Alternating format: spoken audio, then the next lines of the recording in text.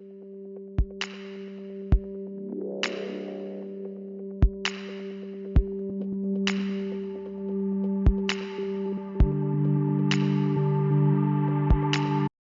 morning. I'm Kim McClary, President and CEO of the Los Angeles World Affairs Council and Town Hall. Thank you all so very much for joining us. We hope you're enjoying our new live stream programming featuring national, international, and regional experts on the most compelling and timely issues. I want to personally thank our members and our viewers for their ongoing support. We couldn't be doing this without you. If you're not a member, please consider joining the council or making a contribution by visiting our website at lawac.org, so we can hopefully continue to provide you with this quality programming.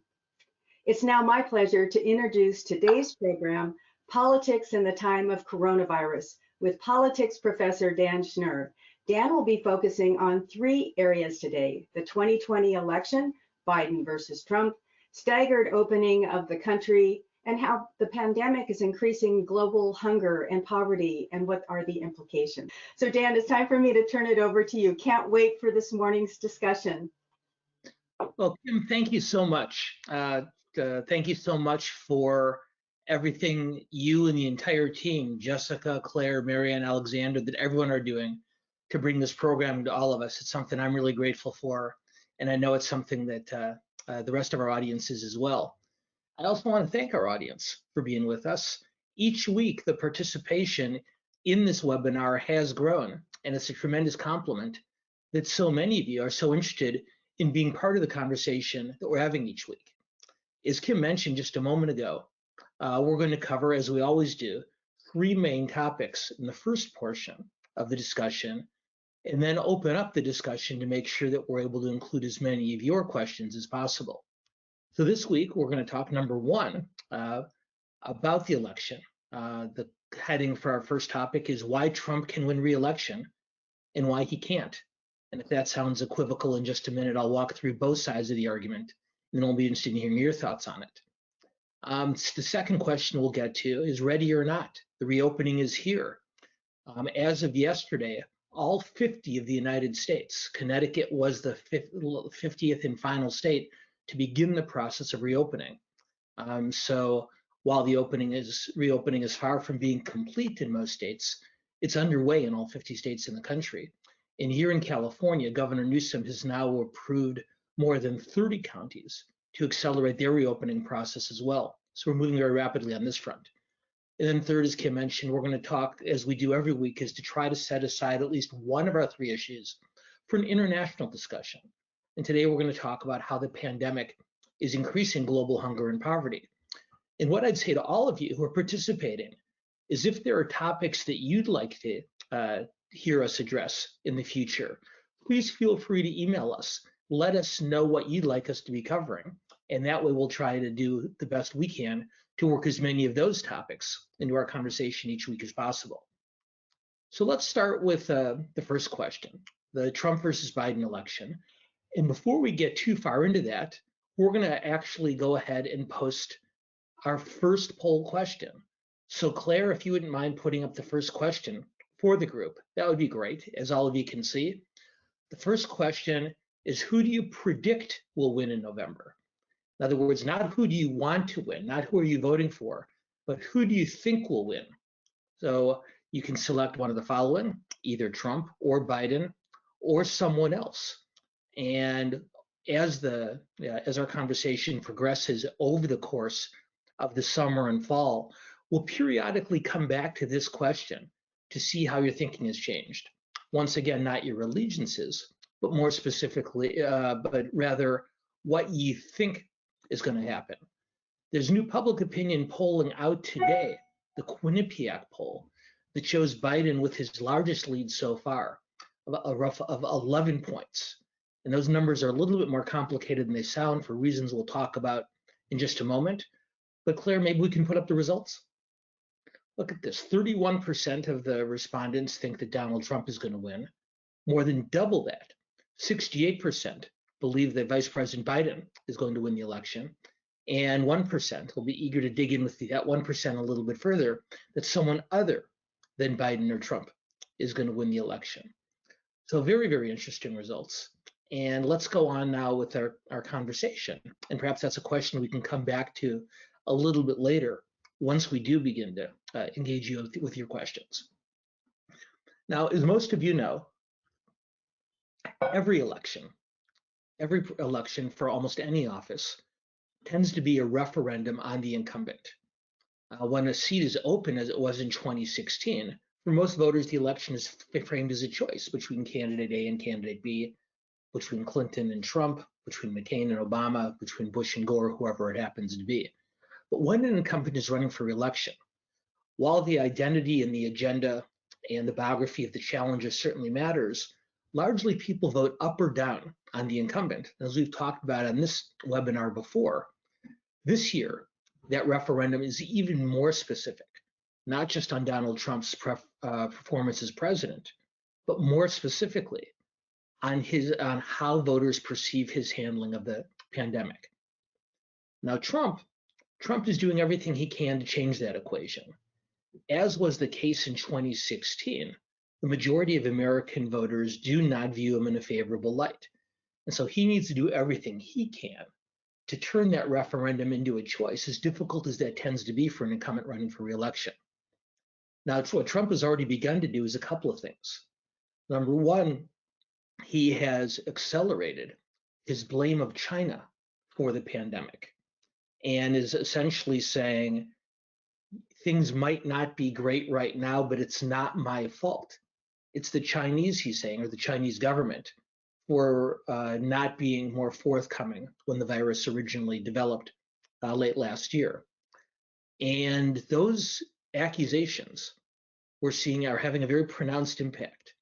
Since January, since the beginning of this year, the percentage of US voters who say that China is a quote unquote enemy of the United States has risen 11 percentage points from 20%, which is where it was back in January, to now 31%. Almost 1/3 of the electorate views China as the enemy of the US, while the percentage of voters who say that China is either an ally or a friend has fallen 9 points, down to 23%, less than a quarter. A lot of this is because of what we're hearing from Donald Trump.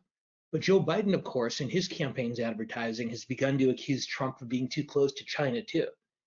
And we can assume that rhetoric on both sides is going to continue throughout the election, which means it's reasonable to assume that US attitudes toward China are going to continue to diminish. So Trump's trying to blame China for the pandemic. And as we see with these poll numbers, he's beginning to have some success. But, and this is an important but, generally speaking, voters, when things are going well, tend to give presidents way too much credit for the good times. And when things are going badly, regardless of who they blame for the problems, they tend to put too much blame on the president. So even if Trump is being somewhat successful in getting voters to put the blame in China's lap, that's not necessarily something that can save him in a head-to-head against Biden. So the other thing that we're seeing from Trump already, and to an accelerated degree, is that Trump is trying to discredit Biden. So again, rather than facing a referendum, most American voters, Trump hopes, will see Biden as such an unacceptable choice that even if they're not happy with Trump, they'll vote for him anyway because of their distaste for the alternative. Now, this is what Trump did very successfully in 2016.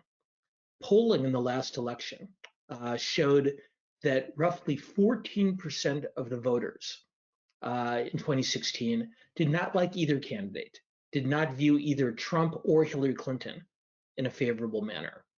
Those voters in 2016, those double losers, we'll call them, voters who didn't like either candidate, those voters voted for Trump 4 years ago by a margin of 47-30, a 17-point margin. Those voters who didn't like either candidate supported Trump by fairly large margins.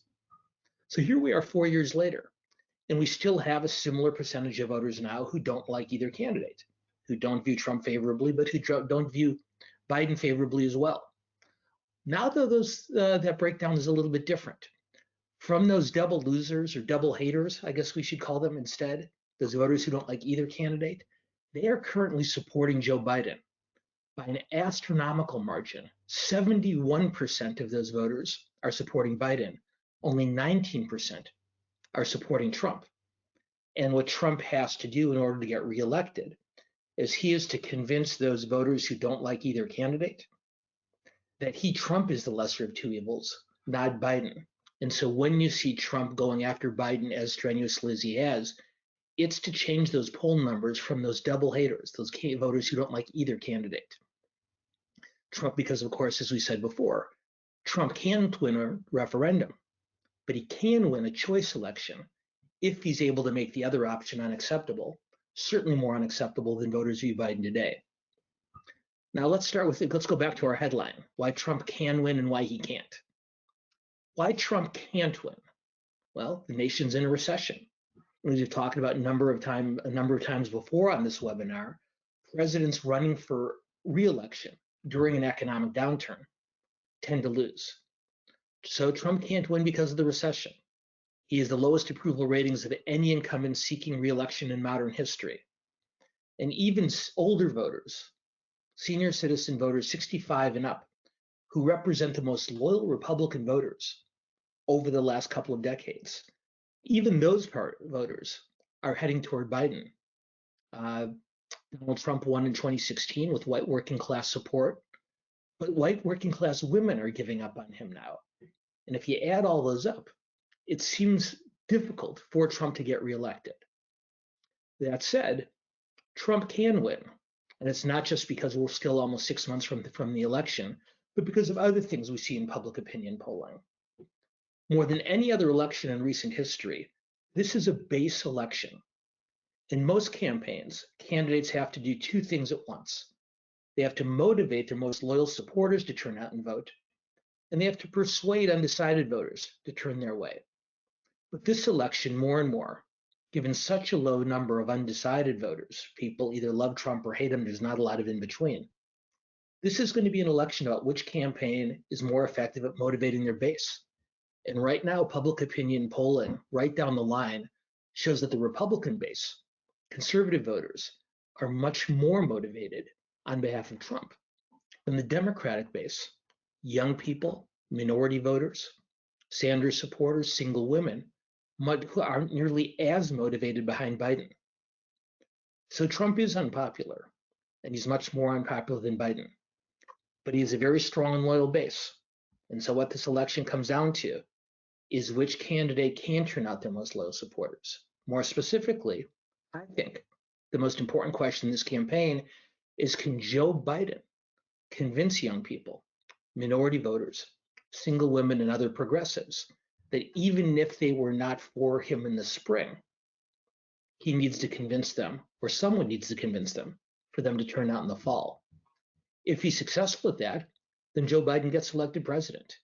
If not, then he suffers pretty much the same fate that Hillary Clinton did 4 years ago when she was unable to motivate the Democratic base.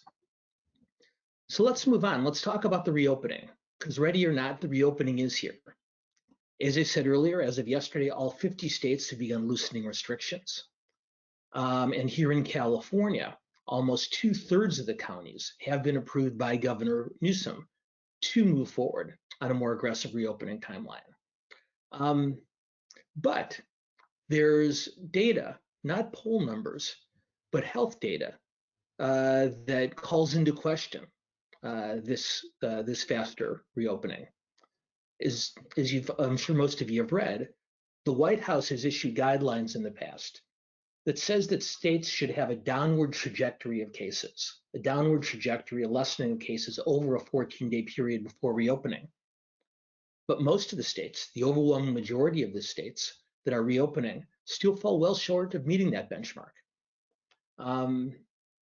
Nationally, the Quinnipiac poll that I cited earlier asked respondents which they preferred: a quicker reopening, even if it worsened the spread of the virus, or a slower one, even at risk to the economy. I'll give you the results in just a minute, but Claire, maybe we can put up a few questions now and see what our attendees think about this. So can we put up the next question? Question number 1, is the United States opening up too quickly, too slowly, or just right? Too quickly, too slowly, or just right?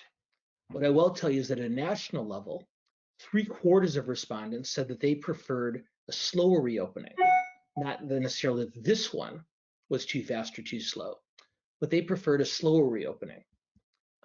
Let's go on to the state question, if we can, Claire. Is California, or for those of you watching from other states, is California or your state opening up too quickly, too slowly, or just right? So we've asked the national question. Now we want to see if there's a contrast in what you see in your own state versus what we're seeing at the national level. And national poll numbers show that most voters are more comfortable with the rate of reopening at the state level than at the national one. And we'll see your answers to that in just a minute too. So Claire, maybe we can go on to the third question now, and we're going to break this down even further. Is Los Angeles, or if you're watching from somewhere else in the country, is Los Angeles or the city in which you live opening up too quickly, too slowly, or just right? Now, for those of you who live in Southern California, you know that Los Angeles County, at least, is moving much more gradually than the rest of the state. Newsom has indicated that 53 states are now prepared, 53 counties, excuse me, are now prepared for the next step forward.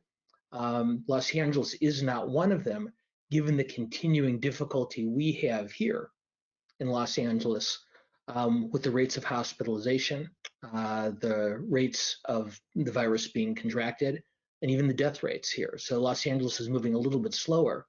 Let's do this. Claire, can we put up the results one at a time? Let's see what people think about the United States. 76% of our respondents, of our audience, thinks that the nation is opening up too quickly, and only 7% say too slowly or just right. Wow, that even though most Americans agree with you, those numbers are larger than we see in most public opinion polling. How about California? What do we see in California, Claire? California is opening up, 35% say too quickly, 7% say too slowly, and 57% say just right.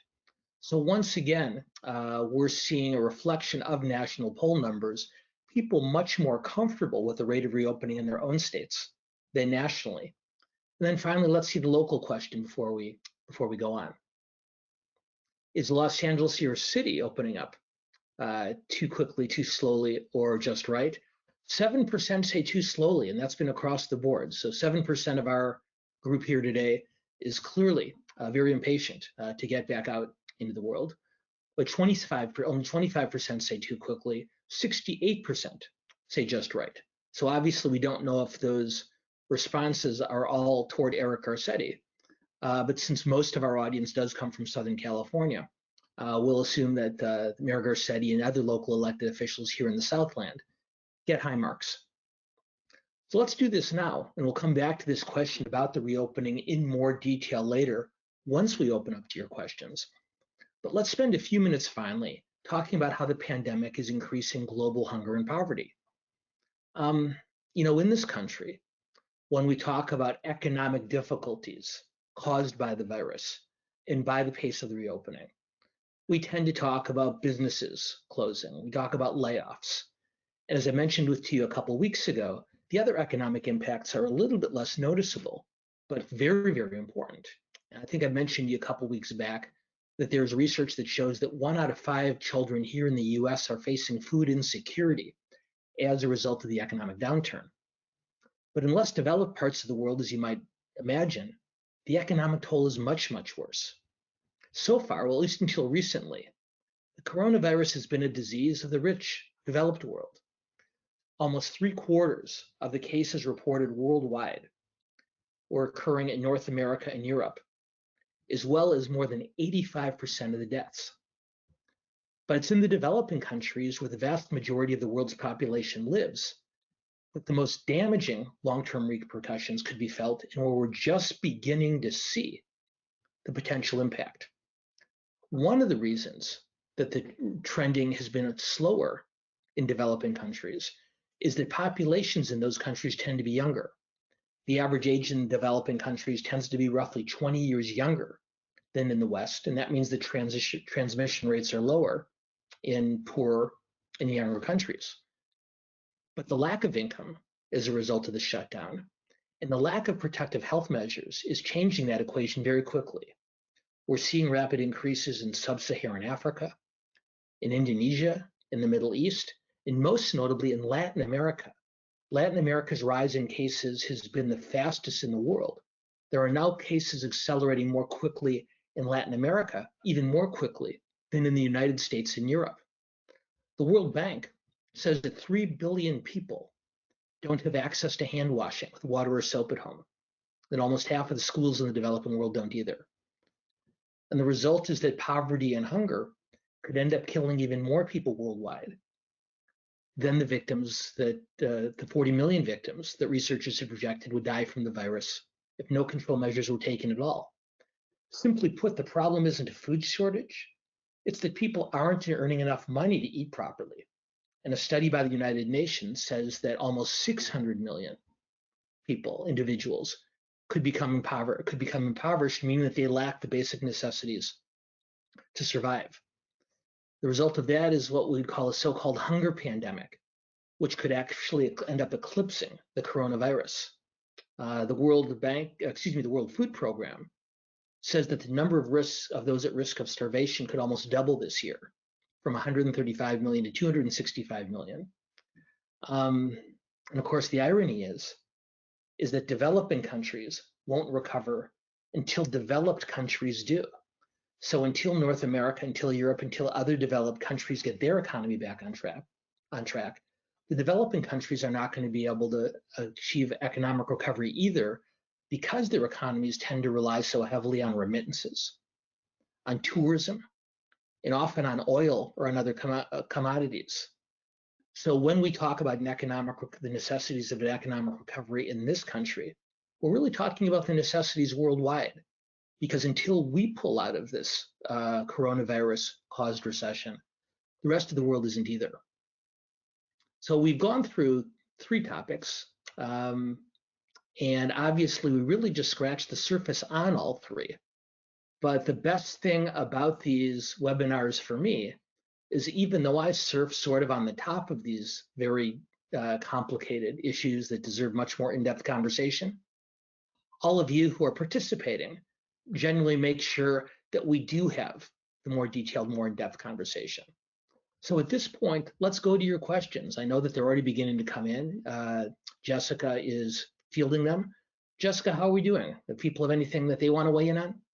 Sure, we'll go ahead and get started right away. The first question is, vote harvesting is illegal in every state except California. So the question is, when it comes to vote harvesting, is California a progressive small p leader or a regressive outlier? Excellent question. And for those of you who may not be following this aspect of the election story quite as closely, so-called vote harvesting is reflected by a law that was passed in California a few years back that allows someone other than the voter to pick up an absentee ballot from the voter and return that ballot on the voter's behalf to a polling place. In 2018, the Democrats in California, having just passed this law, were very, very aggressive in mobilizing their grassroots organizational efforts to collect ballots from their most loyal supporters around the state. And for those of you who remember that several of the congressional races that ultimately turned Democratic days after the election, most of them did so because these so-called harvested ballots were turned in after the election. Now, California is the only state where this procedure is legal. Republicans here, after saying earlier this year that they too were going to become more aggressive in this ballot collection, ballot harvesting endeavor, have now called for the Democratic legislature to suspend the program, arguing that while so many of us are confined to our homes during a pandemic, that the opportunity for voter fraud grows considerably as a result of allowing a third-party individual to pick up the ballot on the voter's behalf. The Democrats say just the opposite. They say because so many of us are stuck at home, that this type of approach is needed more than ever.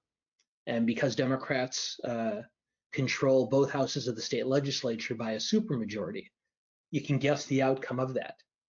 So going forward, at least in 2020, party volunteers and other third-party individuals will be able to pick up the ballots from home. Whether it's a good thing or a bad thing, I think really depends more than anything else on whether your party gains or is hurt by the practice.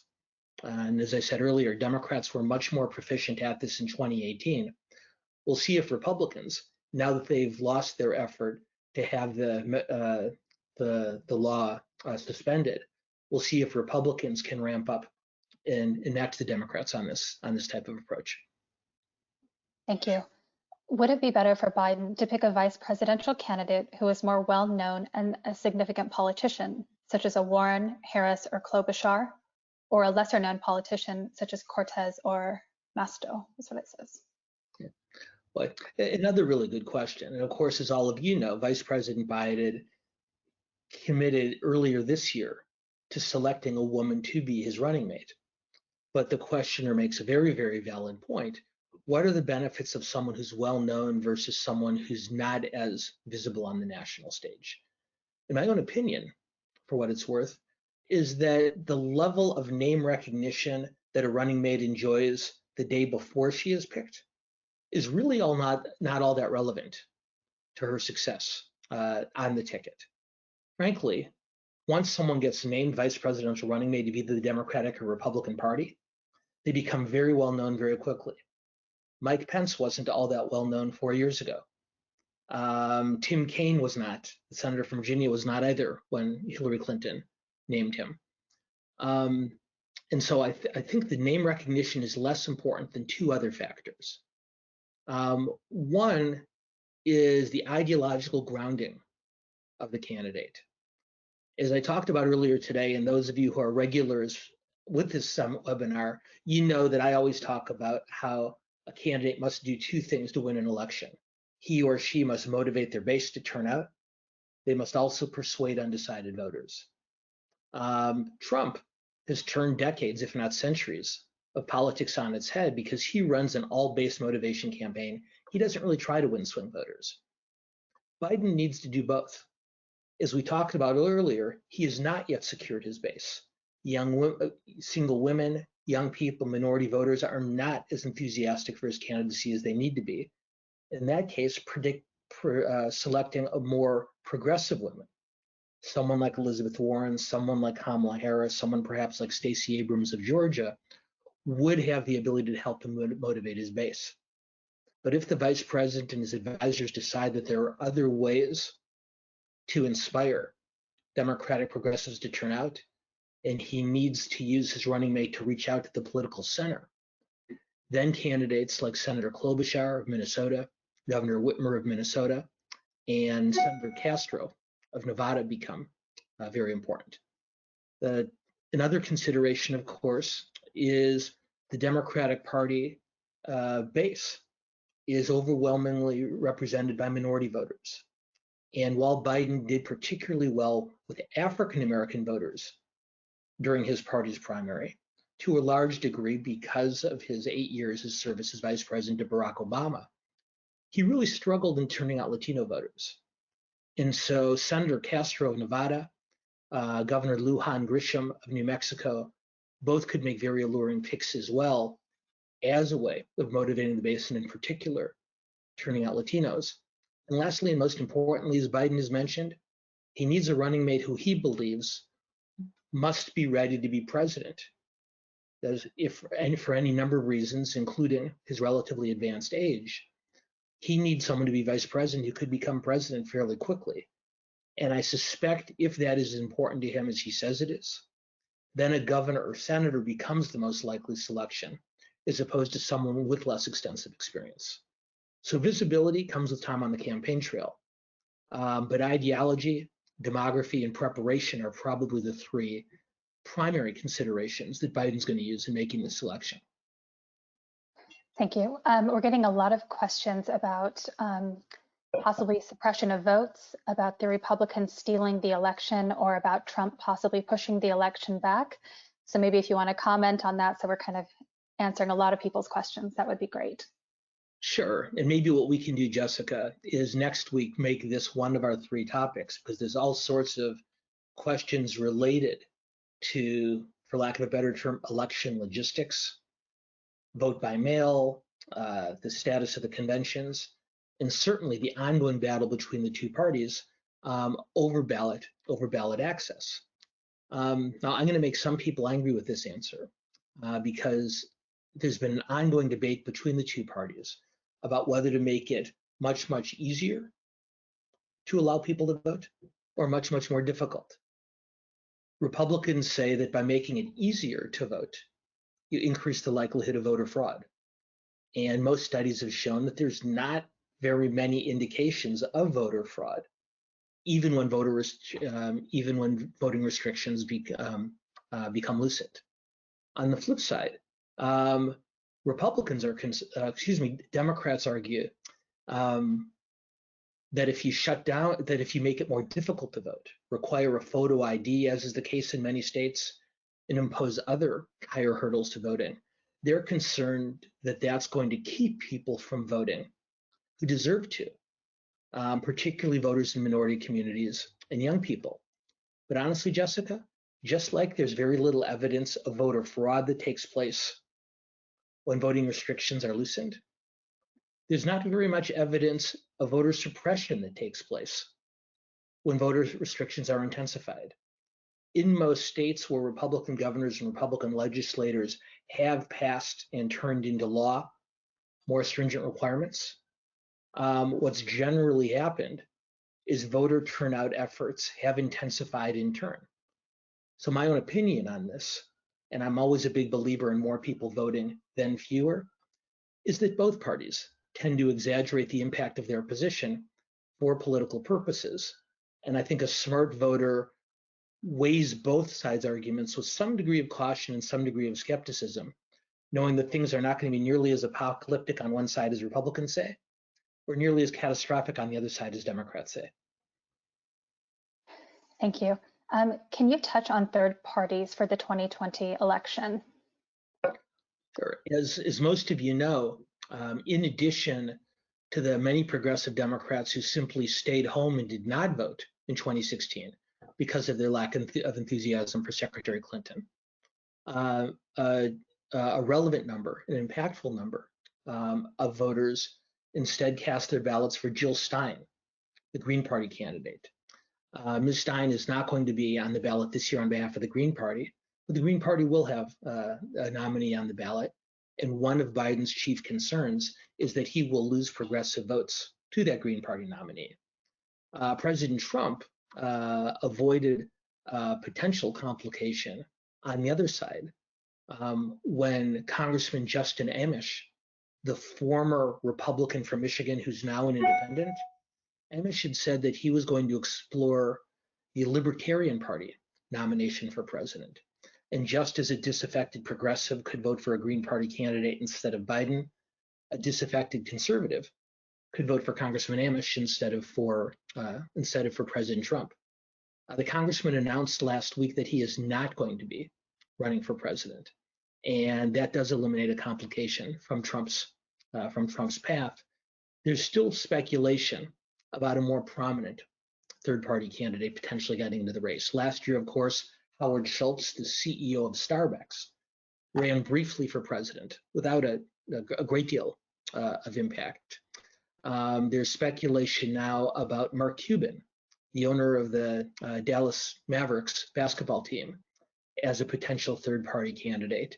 But barring a major surprise at this point, I'd say that Trump and Biden and the Green Party nominee are the most relevant actors in this conversation. And that is a challenge for Biden that Trump will not, at least does not right now appear to face. It would be interesting to see Shark Tank versus The Apprentice in a campaign. Okay, next question. In many of Biden's interviews, he seems to forget things and slur his speech. Do you have any concerns about this? Joe Biden has many skills as a politician and as a campaigner. One of them has never been the ability to give a smooth, inspiring, stem-winding speech, if you will. That's what some candidates do very well. Barack Obama does that very well. Donald Trump in his rallies is very effective in a mass setting. Ronald Reagan, John Kennedy, any number of prominent politicians over the years who use the podium as a platform from which to deliver a compelling message. That's never been Biden. Joe Biden, like Bill Clinton and like George W. Bush, is much less comfortable behind a podium on a stage and much more comfortable campaigning person to person, face to face. And one of the greatest challenges of the pandemic, of course, is that that's not something he's able to do while under lockdown. I guess what I'm saying is that the concerns that the questioners raised are valid, because that is a shortcoming when it comes to Biden's communication skills. That said, these are challenges that Biden has carried with him for most of his political career. If you look back at his campaign for president in 2008, you see similar examples of stumbles, of him searching for a word and not quite hitting the right one. If you look back to his first presidential campaign in 1988, you see the same thing. In that respect, he shares a characteristic with former President George H.W. Bush, George Bush Sr., of whom George Will once famously wrote, "The president frequently exits from a different sentence into that which he entered." So Biden does stumble from time to time, and he does not deliver his message and is in as smooth and often in as compelling a way as other politicians. But that's been a lifelong thing, and I really don't think it has any, much to do or anything to do with his chronological age. Thank you. Given possible pandemic limitations, what sort of presidential campaign do you foresee? What sort of presidential campaign will take place under these conditions? Well, at the risk of sounding evasive, we have no idea. Because just as so many of the other challenges we face as a society during a pandemic are unprecedented, we've never held a presidential election under these circumstances before. The Spanish flu epidemic of 1918 took place during a midterm election year with some but not huge impact. And of course, over the course of the last 102 years, advances in communications technology and technology of all types has transformed our society in a way that I don't know that the lesson from 1918 would be all that valid either. Right now, both candidates are being challenged by these stay-at-home rules. While Trump has begun to travel around the country, he's in the state of Michigan today. He has not been allowed, at least to date, to hold the larger scale rallies that he enjoys so much and that have proven to be so beneficial for his campaign in the past. Biden, as I mentioned a moment ago, faces a challenge of not being able to do the more personal face-to-face campaigning that he enjoys so much. The reason I'm having such trouble with this question, though, is because, of course, we don't know what the world is going to look like in September or October. On one hand, it seems unlikely that rallies of tens of thousands of people will be permitted. On the other hand, the president sounds pretty determined to restart those rallies sooner rather than later.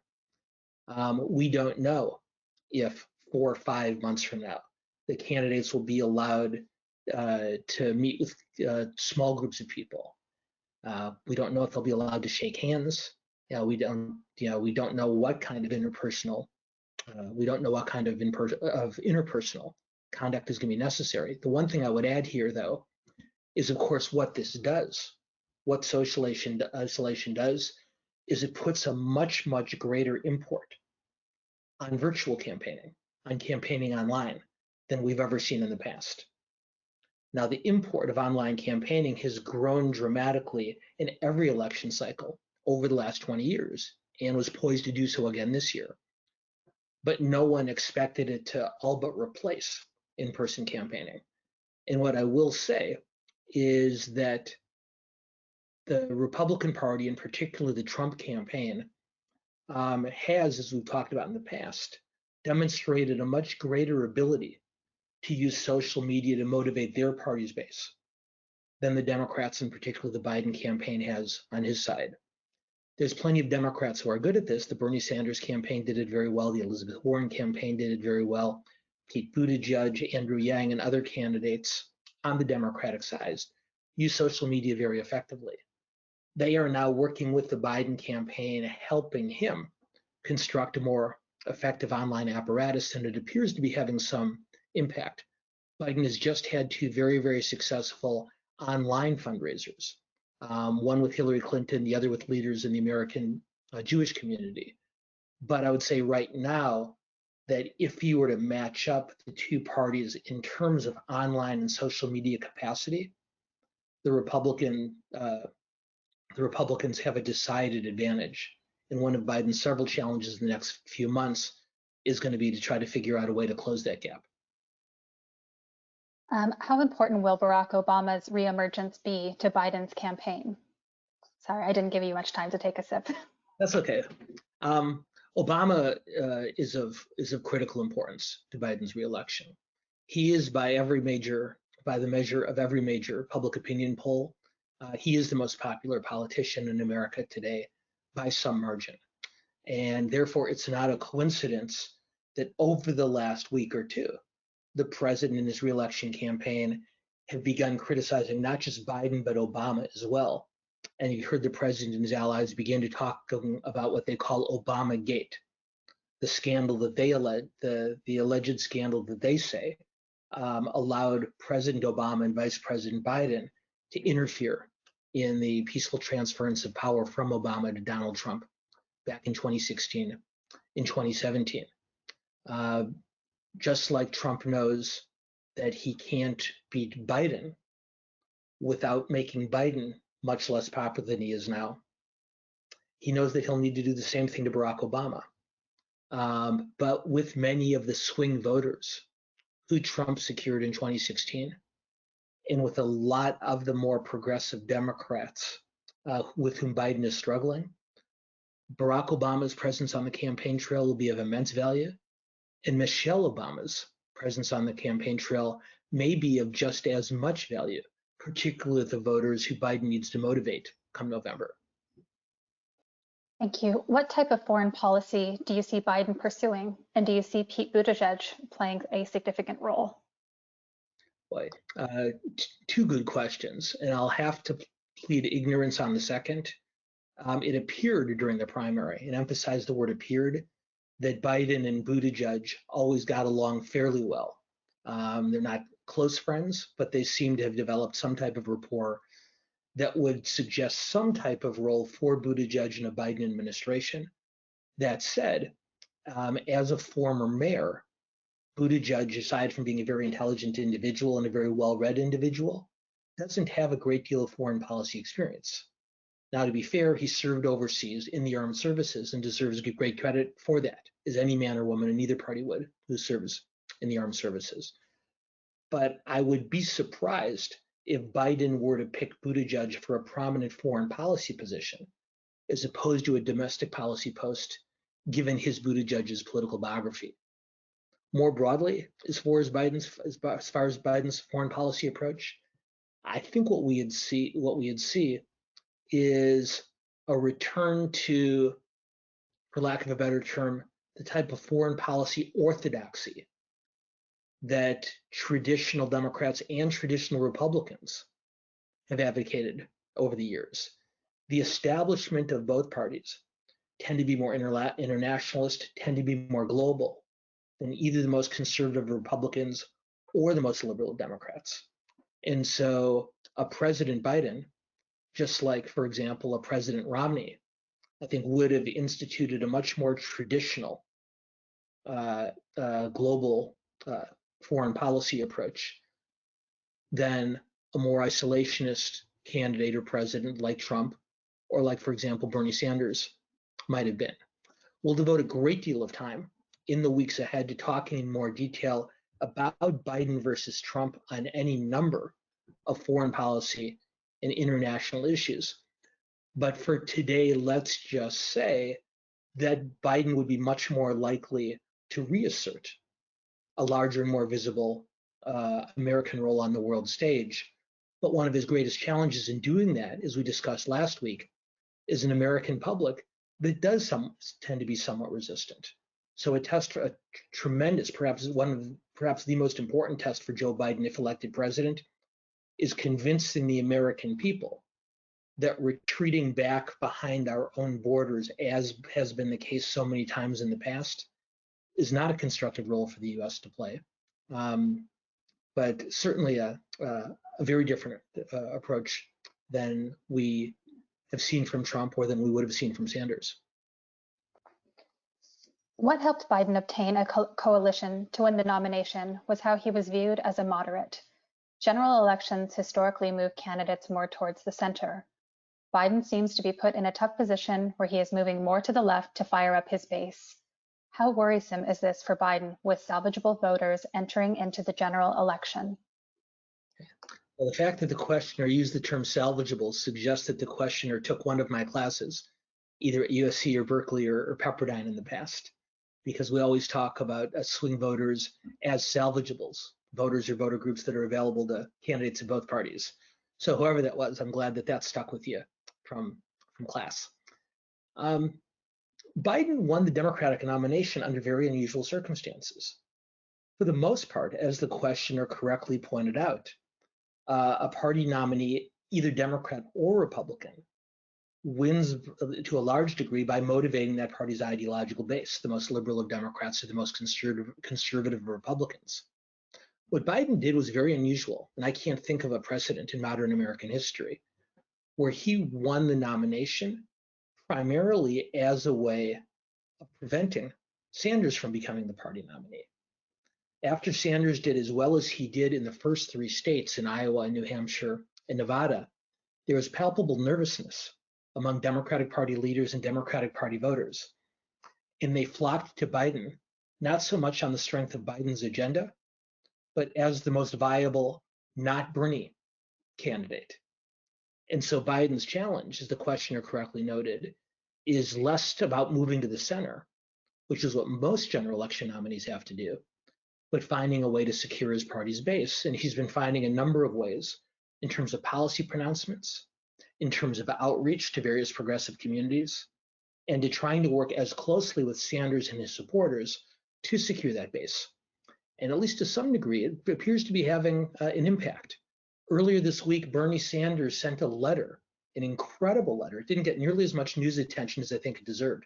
Bernie Sanders sent a letter to his supporters, essentially urging them to fall in line and telling them that they shouldn't be critical of the nominee, that they should become supportive of him, that they should be careful and restrained in their public comments. And while a lot of his own supporters from the primary bristled at that, the fact that Sanders, who had been so ambivalent in his campaigning for Clinton's election 4 years ago, the fact that he would send out a written communication to his supporters, urging them to fall in line behind Biden and to refrain from criticizing him, that suggests to me that Biden has been successful, at least to some degree, in not allowing the kind of breach to develop between him and Sanders, as did between Sanders and Clinton in 2016. Thank you. Do you think that if Trump voters got their news from sources other than Fox News, would they possibly have different opinions of Trump? I would agree with the question, but I'd broaden it. I'd say every single one of us would probably have different opinions on the news of the day if we broadened our news intake. I tell my students on the last day of every semester, in all of my classes, I said, I'm going to give you one last assignment. And I tell them it's going to be the most important assignment I give you all semester, but I can't even grade it. And what I tell them, and Jessica, you and I have talked about this before, I tell them, I said, I want every conservative in this room to watch Rachel Maddow at least once a week. But I also tell them that I want every principled progressive in this room to read George Will or Bret Stephens once a week. I'm not trying to change them. I change their minds on either side, but just trying to get them to acknowledge that while there are a lot of screamers and yellers over on the other side, there's some smart people there too. And I think all of us benefit from making ourselves available to a range of perspectives over the course of an election cycle and more broadly. There's no question that Fox's viewing audience is much more singular in their allegiance to Fox than CNN or ABC or CBS viewers are, for example. But I think we'd all benefit from expanding our journalistic horizons a little bit. And so I think the questioner's point is a smart one, but I would broaden it slightly. Given that hyperbole has always been the language of politicians, what role will truth play in this election? First of all, I love the phrase, hyperbole is the language of politicians. I may have to steal that for my own use at some point.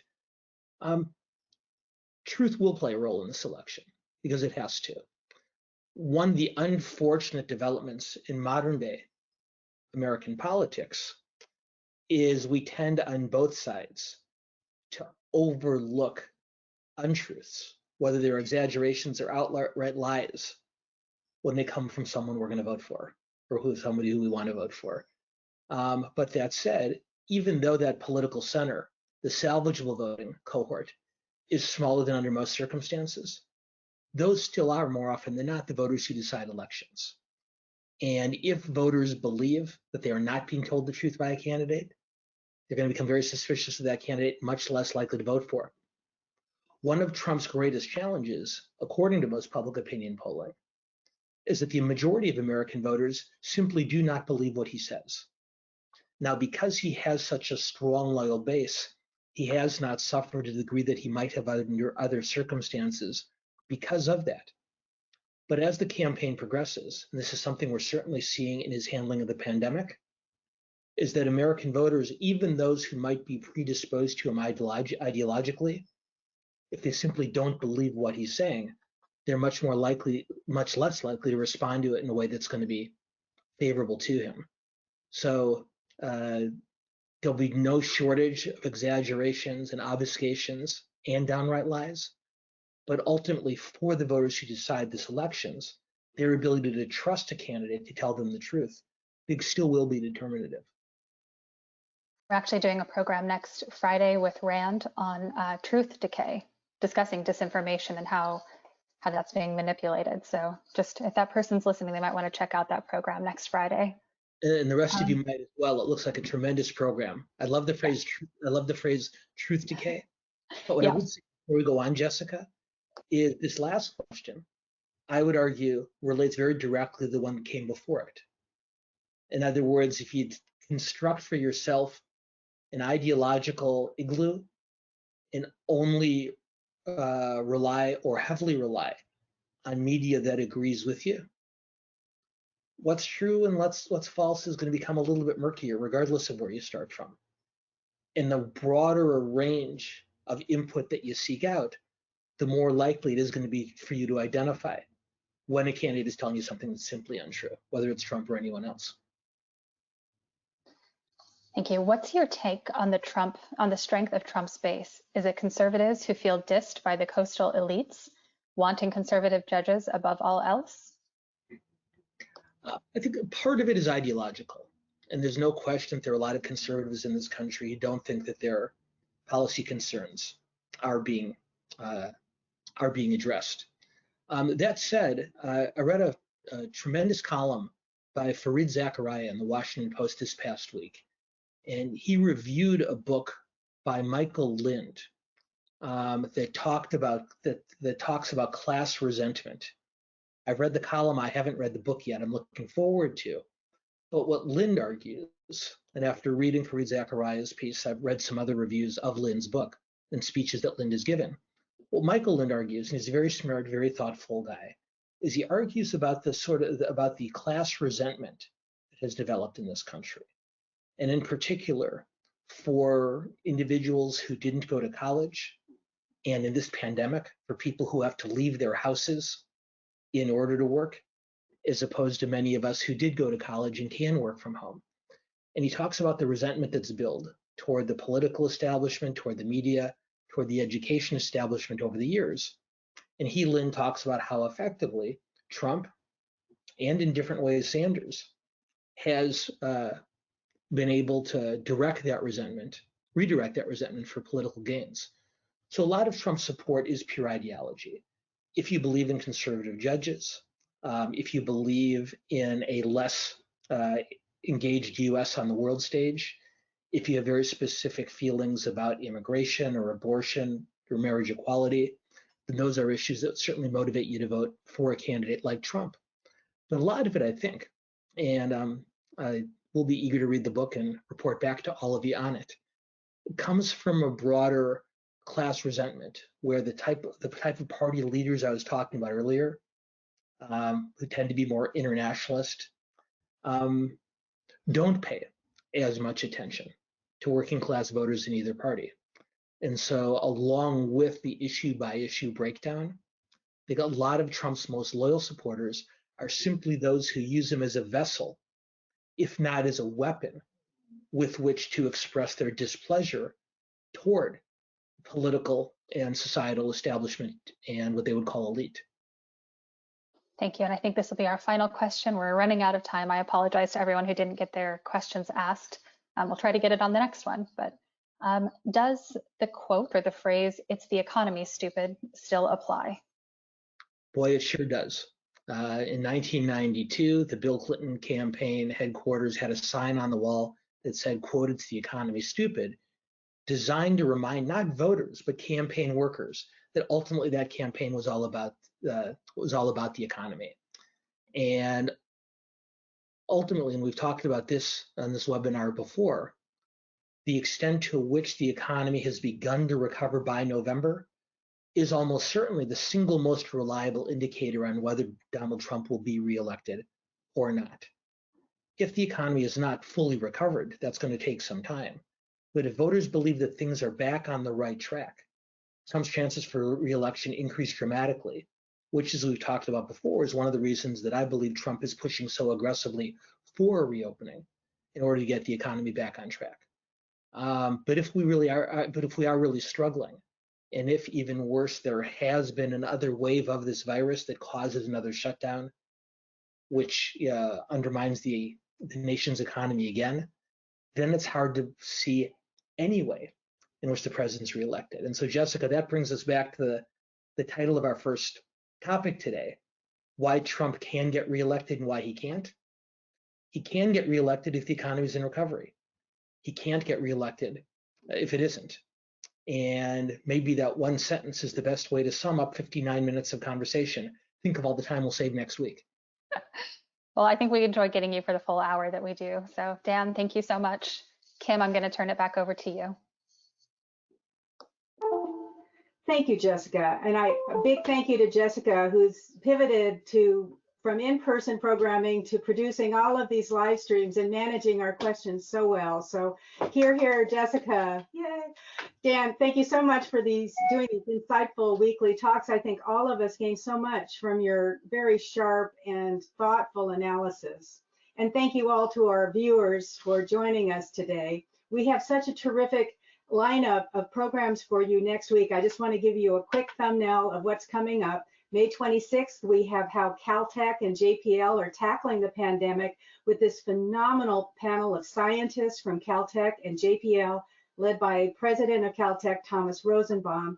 They'll be discussing what they've learned about the immune system, the environment around dramatic changes in human behavior, and how to use JPL's tech to build better medical devices. The 27th, we have a partnered program with the World Trade Center of LA, who will be presenting their 2020 Foreign Direct Investment Report for the state of California. And then we have Dan back again on the 28th, Politics in the Time of Coronavirus. So be sure to send us, as Dan asked, for questions or topics that you'd like him to cover next week.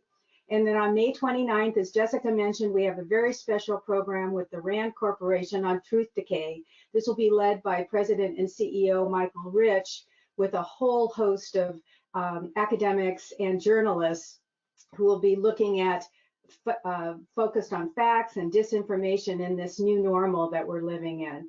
There's a whole list of all of our upcoming programs. You can see it on the control panel. Just click on the word that says handouts. And again, please visit our website at lawac.org to see how you can support us so that we can continue to bring you such terrific quality programming like you've heard today. Please, everybody, stay safe, stay informed, and we'll see you next week. And Dan, thank you again so much. Well, thank Onward. you. All of you. Have a good weekend. Thank you, everyone.